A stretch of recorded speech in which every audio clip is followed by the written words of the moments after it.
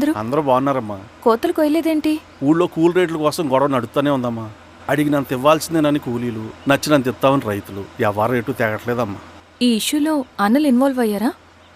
వాళ్ళు వెనక లేకుంటే ఈ కూలి చేసుకునే వాళ్ళకి ఎక్కడి నుంచి వచ్చినాయి అమ్మా ఇన్ని గుండ్లు? ఇచ్చింది పుచ్చుకుంటమే తప్ప ఏనాడన్నా ఇంత కావాలని అడిగారా వీళ్ళు? పోనీలే, ఇన్నాళ్ళకైనా వాళ్ళకేం కావాలో నోరు తెరిచి అడగగలుగుతున్నారు. సంతోషమేగా.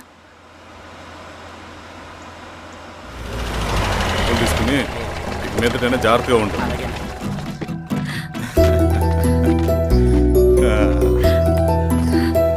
బాగున్నావమ్మా? బాగున్నానన్నయ్య, నువ్వెలా ఉన్నావు? బాగున్నాను. రా లోపలికి వెళ్దాం. రా కూర్చో. సో ప్రయాణం అంతా బాగానే జరిగింది కదా? నీ ఫేవరెట్ నెత్తిపూరి. రా వడ్డిస్తారా? ప్లేట్ తిప్పు. నాకొద్దన్నయ్య, నాకు మంచి కాఫీ తాగాలని ఉంది.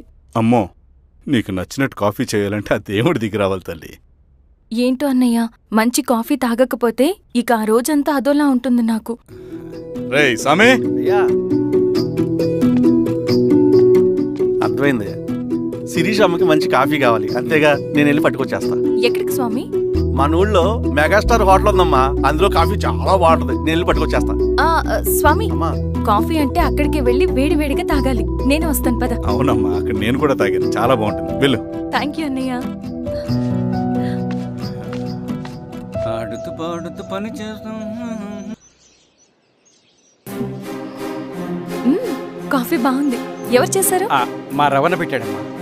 రవి? ఎవరు రమ్మను? రవణ మేడం పిలుస్తున్నారు.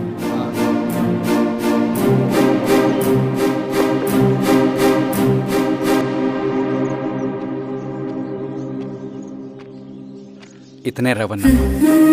శిరీష మీరా? రవి, నువ్వేంటి ఇక్కడ? కాఫీ బాగుందా? చాలా. అది కాదు రవి, నువ్వు ఇక్కడ? ఈ హోటల్ మనోల్దే. మన ఫ్రెండ్స్ అందరు బాగున్నారా? చాలా బాగున్నారు. అవును, మీరేంటి ఇక్కడ? ఏమైంది అన్నా అన్నా, ఏమైందన్నా? అన్నా, లే అన్నా. స్వామి త్వరగా కారుతా. జాగ్రత్త అన్నా, త్వరగా పట్టి తీయనా. అన్నా త్వరగా పోనీ.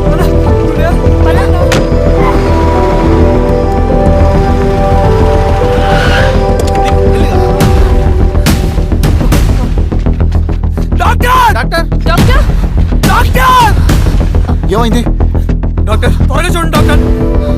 లోపలికి తీసుకురండి.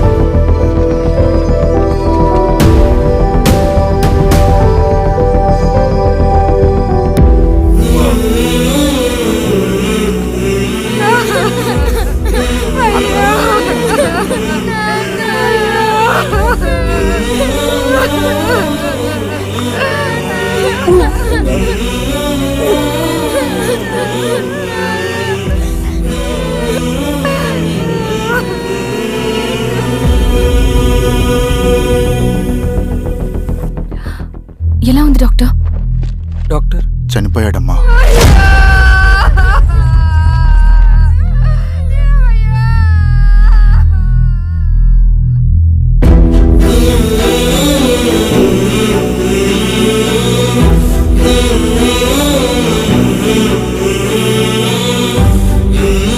ఆ పేపర్స్ ఏంటి రవి?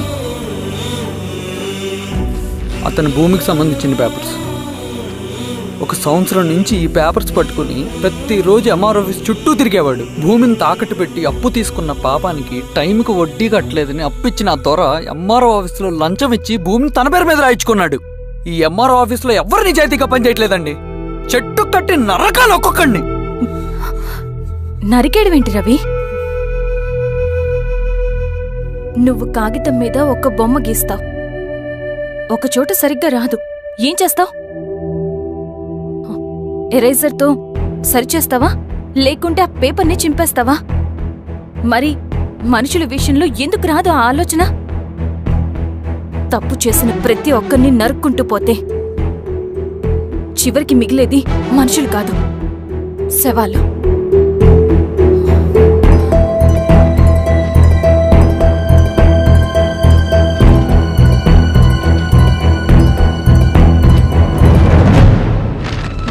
పద రవి.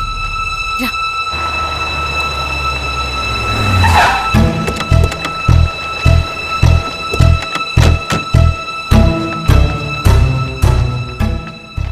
పానుకోటి నర్సయ్య ల్యాండ్ ఎవరు చూస్తున్నారు? మీరెవరు? ఇదిగోండి application.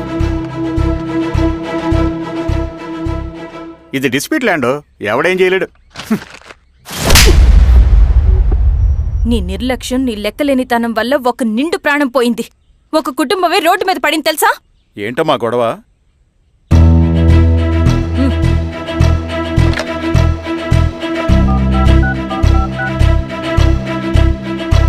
Hello sir.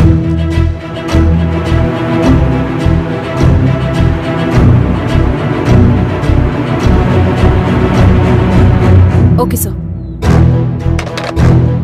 You are dismissed. Peon, నేను ఒక పేపర్ ఇస్తాను, అది కలెక్టర్ గారికి ఫ్యాక్స్ చేయి. అలాగే మేడం. ఎవరమ్మా మీరు? ఈ ఊరికి కొత్తగా వచ్చిన ఎంఆర్ఓ.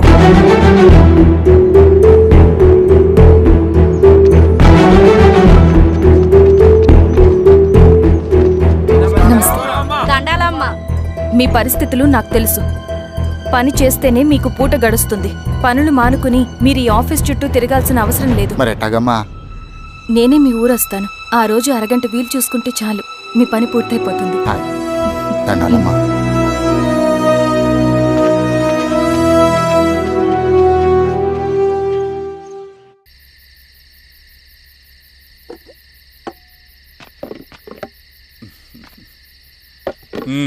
ఎంఆర్ఓ గారు, ఏంటి ఛార్జ్ తీసుకున్న మొదటి రోజే ఆఫీస్లో మీ పవర్ చూపించారట? అన్నయ్య, నువ్వు సస్పెండ్ చేసిన వ్యక్తి నా దగ్గరికి వచ్చాడమ్మా. పాపం కన్నీళ్లు పెట్టుకున్నాడు. అతడి వల్ల నష్టపోయిన ఒక వ్యక్తి నా కళ్ళ ముందు చనిపోయాడన్నయ్య. కన్నీళ్లు ఎన్నిసార్లు తుడుచుకున్నా పోతాయి, కానీ వీళ్ల నిర్లక్ష్యంతో పేదవాళ్ల ప్రాణాలే పోతున్నాయి. అన్నయ్య, మనూరి సమస్య పేదరికం కాదు, నక్సలిజం. నాలాంటి ప్రభుత్వ ఉద్యోగులు వాళ్ళ డ్యూటీలు సక్రమంగా చేయకపోవడం వల్ల విసిగిపోయిన జనం అడవిలో వాళ్ల హెల్ప్ తీసుకుంటున్నారు. ఒక వ్యవస్థ ఇక్కడ సరిగ్గా పనిచేయనందుకే మరో వ్యవస్థ అక్కడ పుట్టింది. అందుకే నా పన్నం చేయనివ్వండి. స్నానం చేసిరండి, భోజనం చేద్దాం.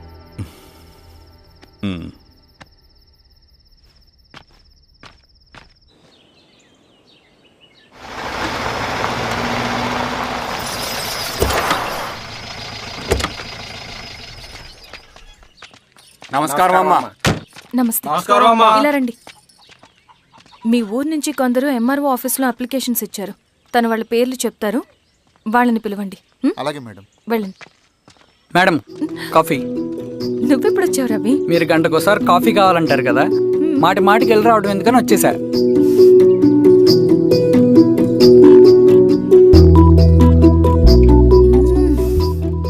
రవి, ఈ కాఫీ కోసమైనా నేను పెళ్లి చేసుకోవచ్చు. అదేంటి అలా అనేసారు? That's a compliment. భలే వారండి బాబు. నమస్కారం. రండి రండి. ఎంఆర్ఓ శిరీషారెడ్డి గారు. శిరీష రెడ్డా? శిరీష అనే పిలవచ్చుగా. అమ్మమ్మ, పులికి పంచాలాగా సింహానికి చూలాగా అది మన ఐడెంటిటీ, అదంతా ఉండాలి. సరే బాబాయ్, నేను ఫ్రెష్ అయ్యేస్తాను, మీరు కానివ్వండి. అయినా ఈ కాలం చదువుకున్న ఆడపిల్లలతో మాట్లాడటం చాలా కష్టం. చుట్టుపక్కల శిరీష్ కొన్న ఇమేజ్ మనకి చాలా మంచి అయింది ఈశ్వర. నేను అడగకముందే పార్టీ హైకమాండ్ సర్వే చేయించి నీకే ఫేవర్గా ఉండడం వల్ల టికెట్ ఇచ్చింది.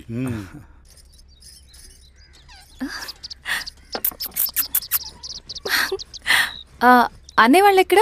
బయటికి వెళ్ళారమ్మా. ఓ, బయటికి వెళ్ళారా? రవిని పిలు. అలాగే. మేడం. రవి రా రా, కూర్చో. పర్లేదు మేడం. మేడం ఏంటి, శిరీషానే పిలవచ్చుగా. అది కాదండి, ఎవరైనా చూస్తే. కూర్చోవయ్యా. ఇది ఆఫీస్ కాదు రవి, మా ఇల్లు. వడ్డించు. సరే అమ్మా. రవి, అడవిలో నక్సల్స్ ఎక్కడుంటారో తెలుసా నీకు? ఏంటి శిరీష? అడవిలో నక్సల్స్ ఎక్కడుంటారో తెలుసా నీకు? ఎందుకు శిరీష గారు? తెలుసా తెలీదా? నాకెలా తెలుస్తుందండి? చూచాయిగా ఆయన తెలీదా? సరే, ఎక్కడుంటారో నాకు ఐడియా ఉంది. సాయంత్రం ఇద్దరం కలిసి వెళ్దాం. అది కాదండి. నువ్వు వస్తున్నావు అంతే. తిను. ఇది ఎక్కడ కూడా రా బాబు. సడన్గా నక్సల్స్ అంటుంది, అడువంటుంది. కొంప తీసి నా మీద ఏమైనా అనుమానం వచ్చిందే ఏంటి? రవి, ఇక్కడే ఆపొకసారి. ఎందుకు ఇప్పుడు ఈ టైంలో అడ్వెంచర్లు?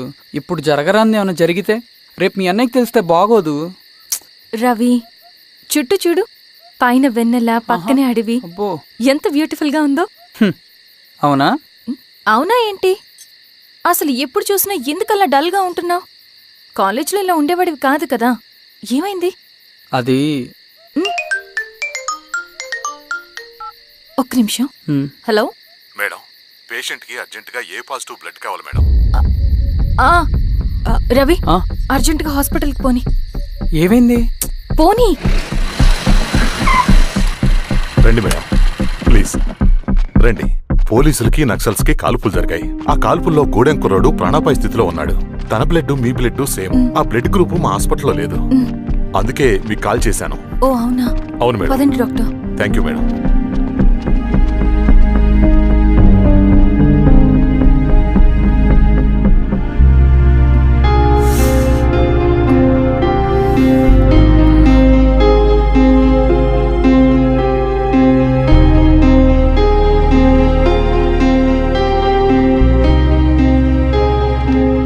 Thank you madam. పర్లేదు డాక్టర్. ఇప్పుడు అతనికి ఎలా ఉంది? తను స్పృహలో లేడు మేడం. రవి, నీ దగ్గర మనీ ఉందా? ఉన్నాయి. ఇవ్వు. ఇది అతనికి అందించండి. ఓకే. జాగ్రత్తగా చూసుకోండి. అలాగే మేడం. అమ్మా, భోజనం తీసుకురమ్మంటారా? నాకేమొద్దు. భోంచేయకపోతే ఆరోగ్యం పాడవుతుంది శిరీష. నువ్వు వెళ్ళి తీసురా అమ్మా. సరే. రవి, నాకు ఒక మంచి కాఫీ చేసిస్తావా? తలనొప్పిగా ఉంది. చేసిస్తా కానీ తర్వాత నువ్వు భోంచేయాలి.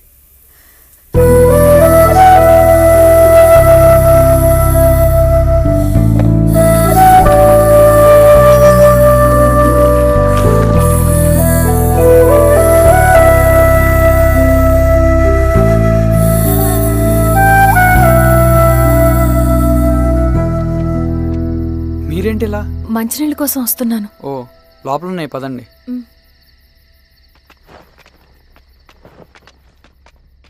ఇదిగోండి మంచినీళ్ళు.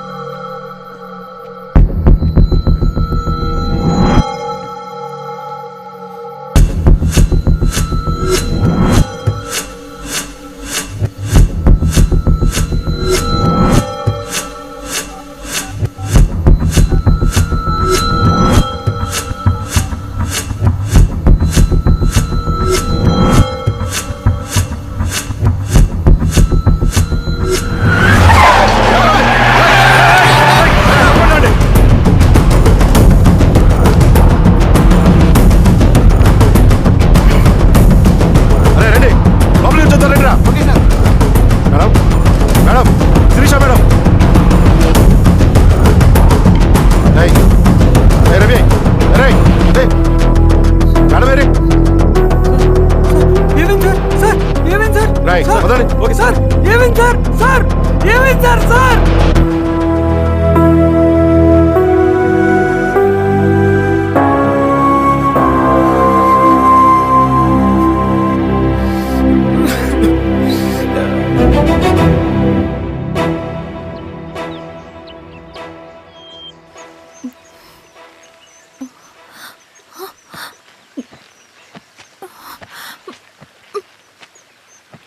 నమస్తే ఎంఆర్ఓ గారు.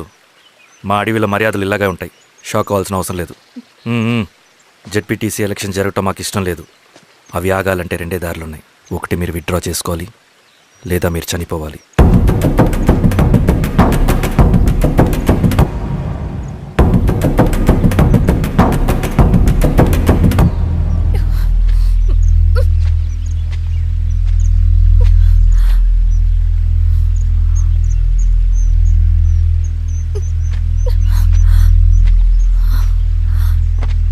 సెంట్రల్ కమిటీ మీటింగ్ ఉందని కబురు వచ్చింది. మేము వచ్చేలోపు ఎలక్షన్స్ ఆగిపోయే న్యూస్ రావాలి.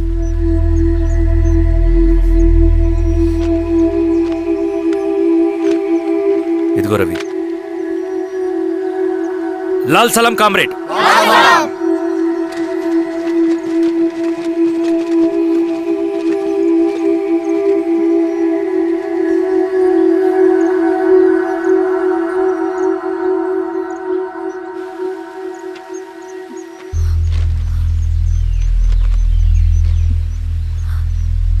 ప్రపంచంలో గొప్పవాళ్ళ చావులన్నీ నమ్మక ద్రోహంతోనే జరుగుతాయని నిరూపించావు రవి. అన్నయ్యని కూడా అచ్చం ఇలాగే చేసావు కదా. ఎందుకు రవి? ఏం జరిగింది? అన్నీ బాగుంటే దేశం తరపున బ్యాడ్మింటన్ ఆడేవాడిని.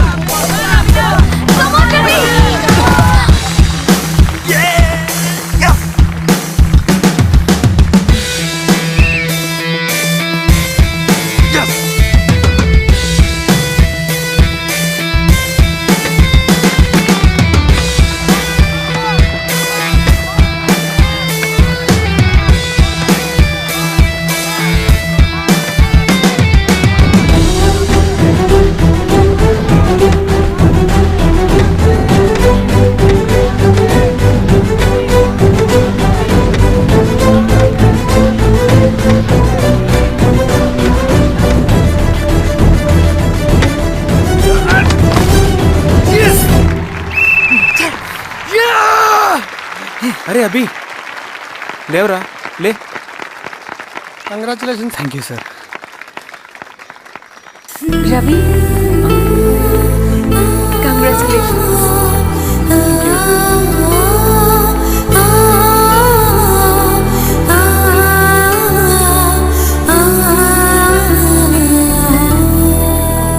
సార్, గంగినేని వెంకటేశ్వరరావు గారి ఎర్రజెండ పుస్తకం ఎక్కడుంది? రవి దగ్గర ఉందమ్మా.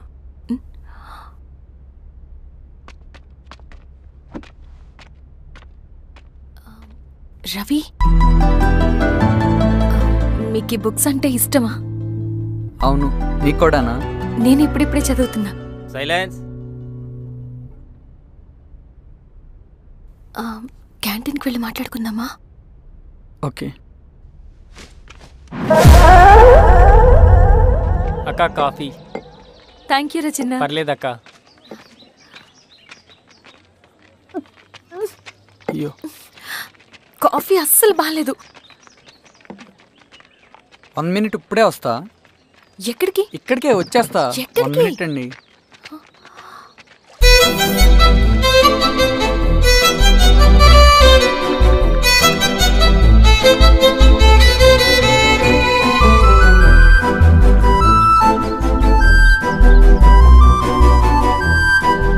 ఒకసారి ఈ కాఫీ టేస్ట్ చేయండి.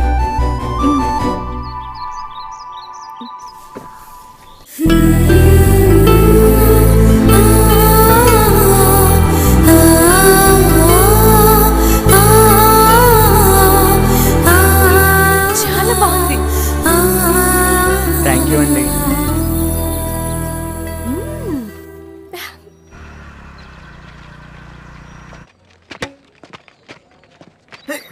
Wow sir. ఇటురా Ravi. Congratulations Ravi. Sir, state badminton training కి సెలెక్ట్ అయ్యావు నువ్వు. Sir thank you sir. Career నువ్వేమో ఇక్కడ కూర్చొని ఆడుకుంటున్నావు, వాడేమో state level training select అయ్యాడ్రా.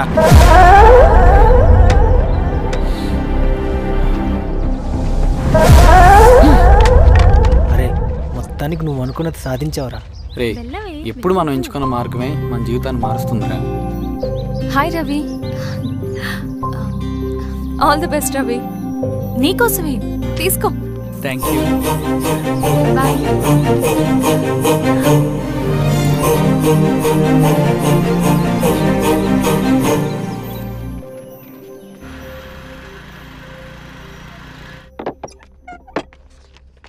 Sir రమ్మన్నారంట. ఎందుకలా చేసావు రవి నువ్వు? ఏవేం సార్, నేనేం చేశాను? ఇదేమిటో చూడు. Question paper sir. అవును, రేపు జరగబోయే టర్మ్ ఎగ్జామ్ పేపర్. నువ్వు లీక్ చేసిన పేపర్. సార్ అసలు నువ్వు ఇలా చేస్తావనుకోలేదు. సార్ నేను క్వశ్చన్ పేపర్ లీక్ చేయట్లేదు సార్. నేను అంతా చదువుకుంటూ రూమ్ లోనే ఉన్నాను సార్. నన్ను నమ్మండి సార్. ఈ జెర్సీ నీదే కదా? సార్ అది నాదే, కానీ దీనికి నాకేం సంబంధం లేదు సార్. నన్ను నమ్మండి సార్. మల్లయ్య సార్, నిన్న రాత్రి ఏం జరిగింది? సార్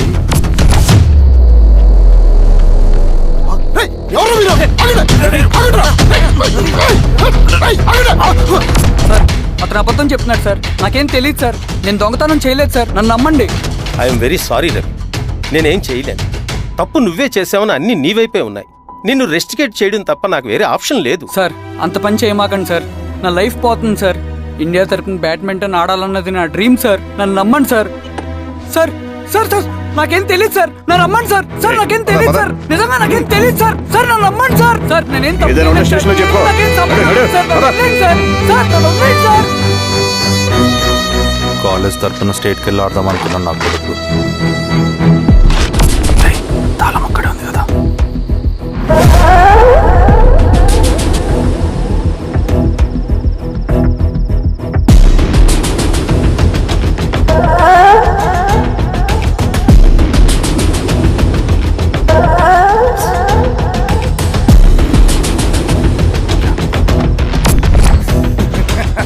రేపు జైల్లో ఆడుకుంటారు బ్యాడ్మింటన్.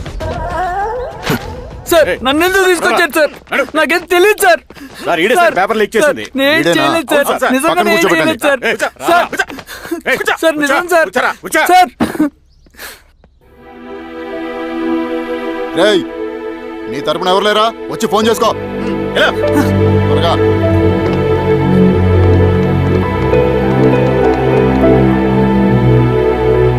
సార్ నేను రవీన్ సార్.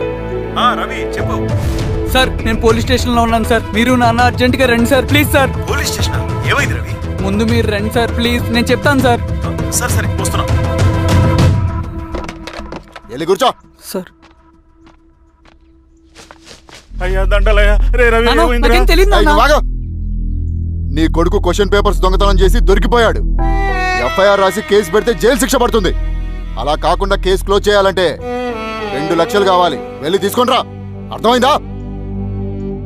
లేదోన్నయ్యా. ఏయ్, నా సంగతి నీకు తెలుసు కదా. లోపలేస్తే 10 సంవత్సరాలు బయటికి రాడు. వెళ్ళి డబ్బులు కొట్టరా.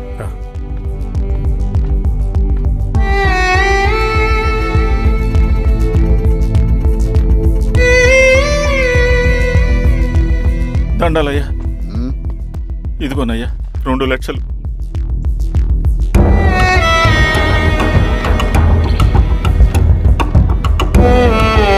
రేయ్, ఆయన పంపించండి రా.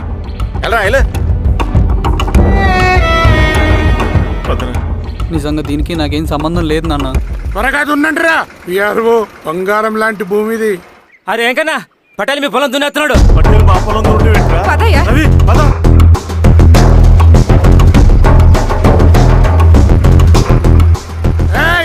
కానీ ఏంట్రా? అయ్యా పట్టేలయ్యా. మా పొలంలో మీరు దున్నుతున్నారండి. నా పొలంలో నేను దున్నకుంటే వాడు దున్నుతాడా? అన్యాయం అయ్యా. ఏంద్రా అన్యాయము? పొలం అమ్మినావు కదా, అనుకున్న పొలంలో దున్నుతుంటే అన్యాయం అంటారేంట్రా? విఆర్ఓ ఆ పేపర్ని చూడరా, మంచిగా చూసుకుంటారా. పొలం అమ్మేమన్నా? అమ్మలేదురా, తాకట్టు పెట్టా. ఏయ్, తాకట్టు కాదురా, నువ్వు అమ్మావు, నేను కొన్నాను. నేను అమ్మలేదయ్యా. వీడు నా దగ్గర 2 లక్షలు తీసుకొని ఈ పొలం అమ్మాడు. 2 లక్షలా? ఎందుకో? మీ వాడు చేసిన నిర్వాకం వల్ల చదువుకోరాని కాలేజీకి పంపితే ఆడుతూ పాడుతూ ఎగ్జామ్ ఫెయిల్ అవుతాడని తెలిసి ఆ పేపర్ లీక్ చేశాడు వీడు. ఏంటయ్యా ఇది? పోలీస్ కేసు అవుతుందని తెలిసి వీడు నా దగ్గరకు వచ్చి 2 లక్షలు తీసుకుపోయి వాడిని బయటికి వినిపించిండు. ఏం రా, అంతేనా కదా? ఏం తమాషా చూస్తుండ్రా? పని చేసుకోకండి. దొంగ పేపర్ చాలా కొడతా.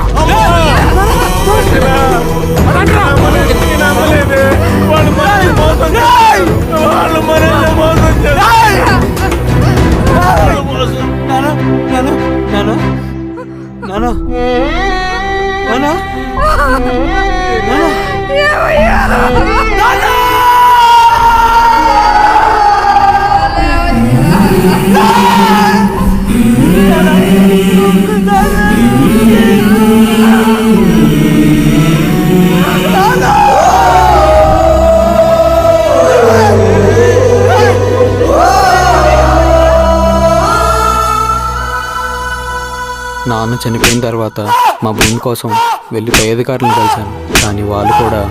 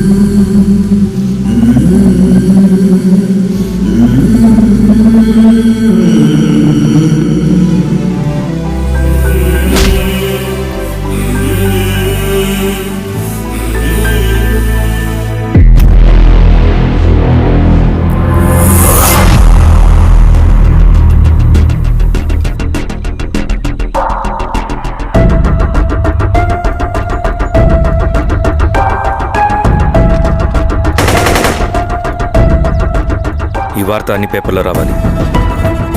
ఈ లెటర్ బాధితుడికి అందించండి. లాల్ సలాం. లాల్ సలాం.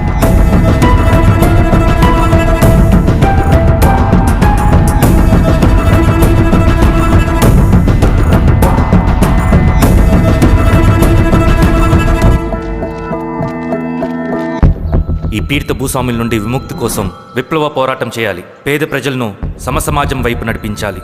దళం నిన్ను ఆహ్వానిస్తుంది. రా, జనం కోసం పోరాటం చేద్దాం. లాల్ సలాం.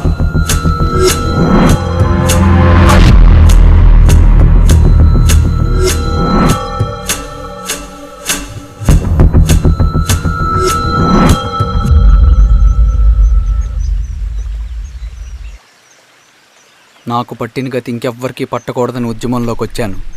ఇన్ఫార్మర్గా చేరాను. దానికోసం ఎంతమందినైనా చంపుతాం, చేస్తాం. కానీ మేమనుకున్న సమాజం తీసుకొస్తాం. కమ్యూనిస్ట్ రాజ్యాన్ని స్థాపిస్తాం. సమాజమా అంటే? రష్యాలో, చైనాలో, వియత్నంలో మా కమ్యూనిస్టులు విప్లవం ద్వారా సాధించిన ఆదర్శ సమాజం. Lenin, Stalin, Mao, Che Guevara, Fidel క్యాస్ట్రోల్ సృష్టించిన కులాలు, మతాలు, వర్గాలు, వర్ణాలు లేని ఒక సామ్యవాద స్వర్గం. అదే మేం కలలుగనేది. దానికోసమే మేం పోరాడేది. నాకు తెలిసి నాజీ పార్టీలో గోబెల్స్ తర్వాత అంత ప్రొపగాండా మీ కమ్యూనిస్టులు తప్ప ఈ ప్రపంచంలో ఎవ్వరూ చేసుండరు. ఉక్కు మనిషి స్టాలిన్, మానవీయుడు మావో, ఎర్ర జెండా వెలుగు ఇలాంటి కమ్యూనిస్టు పుస్తకాలు చదివితే ప్రపంచవ్యాప్తంగా కమ్యూనిస్టులు సాగించిన మారణ హోమాల గురించి నీకు తెలీదు రవి. స్టాలిన్ మొత్తం ఎంతమందిని చంపాడో తెలుసా? 2 కోట్ల మందిని. మనుషుల్ని చంపడంలో హిట్లర్నే మించిపోయాడు. చాలా మందిని సైబీరియన్ లేబర్ క్యాంపులకు పంపి దారుణంగా హింసించి మరీ చంపేశాడు.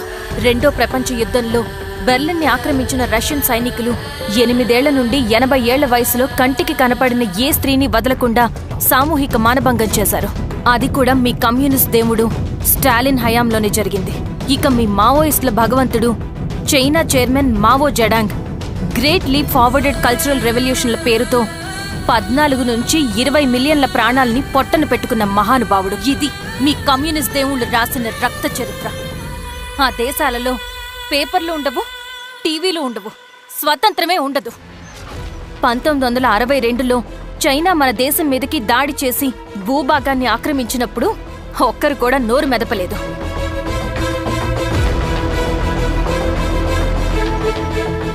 కమ్యూనిస్టుల మానసపుత్రులైన మీ నక్సలైట్లు ఏమైనా తక్కువ తిన్నారా? పశ్చిమ బెంగాల్లోని నక్సల్బరి అనే గ్రామంలో 1965లో జోతేదార్ల దౌర్జన్యానికి వ్యతిరేకంగా పుట్టిందే మీ ఉద్యమం. A for arms, B for Bengal, C for Charu Majumdar. చారు మజుందార్ చెప్పిన స్టేట్మెంట్ గుర్తుందా? వర్గశత్రువుని ఖతం చేసి వాడి నెత్తుట్లో చేతులు ముంచని వాడు విప్లవకారుడు ఎలా అవుతాడు? అక్కడి నుంచి మొదలైంది మీ నక్సల్స్ హింసాకాండ. 1965 నుంచి ఇప్పటిదాకా 1,00,000 మందిని ఉద్యమం పేరుతో చంపేశారు. కేఎస్ వ్యాస్, పరదేశీ నాయుడు, ఉమేష్ చంద్ర, శ్రీపాదరావు, దుగ్గిరాల వెంకట్రావు, హైగ్రీవాచారి, బుడ్డా వెంగల్ రెడ్డి, ఇలా చెప్పుకుంటూ పోతే ఎంతో మంది మీ చేతుల్లో చంపబడ్డారు. ఇంతమందిని చంపి ఏం సాధించారు మీరు? కంపెనీలు తెచ్చారా? ఉద్యోగాలు ఇప్పించారా? ఇళ్లు కట్టారా? హాస్పిటల్స్ పెట్టారా? ఏం చేశారు మీరు? You did nothing. కడితే డెవలప్మెంట్, కూల్చితే విధ్వంసం. విధ్వంసం చేశారు కానీ డెవలప్మెంట్ ఏం చేశారు మీరు? అంటే ఇన్నేళ్ల ఉద్యమంలో మేం మంచేయలేదా? లేకే, ఖచ్చితంగా చేశారు. తెలంగాణ సాయుధ పోరాటం, శ్రీకాకుళం సాయుధ పోరాటం వాళ్ళ చలవే. భూస్వాములు తగ్గి కూలీ రేట్లు పెరిగాయి అంటే అది మీ చలవే. నంబూద్రిపాద్, జ్యోతి బసు, సోమనాథ్ చటర్జీ, పుచ్చలపల్లి సుందరయ్య, తరిమెల నాగిరెడ్డి, చంద్ర రాజేశ్వరరావు, నల్లా నరసింహులు ఒక్కొక్కరు ఒక్కో లెజెండ్. కానీ వీళ్ళు ప్రజానాయకులు. తుపాకీ పట్టి అడవిల్లోకి వెళ్లలేదు. ఎలక్షన్స్ లో గెలిచి ప్రజా సమస్యల్ని పరిష్కరించారు. కానీ మీరేంటి ఎలక్షన్స్ వద్దు అంటున్నారు? ఒక తుపాకీతో మనిషి ప్రాణాలు తీసే బదులు ఒక పెన్నుతో 10 మంది ప్రాణాలు కాపాడొచ్చు. మీలాంటి వాళ్ళు ఉండాల్సింది ఎర్ర జెండా నీడలో కాదు, దేశ జెండా నీడలో. చంపుకుంటూ పోతే ఒకరోజు మనకిష్టమైన వాళ్ళని కూడా చంపుకోవాల్సి వస్తుంది రవి. నా మాట విను. ఇవన్నీ వదులుకుని నాతో రా. ఈ అడవి బయట నీకు గొప్ప ఫ్యూచర్ ఉంది.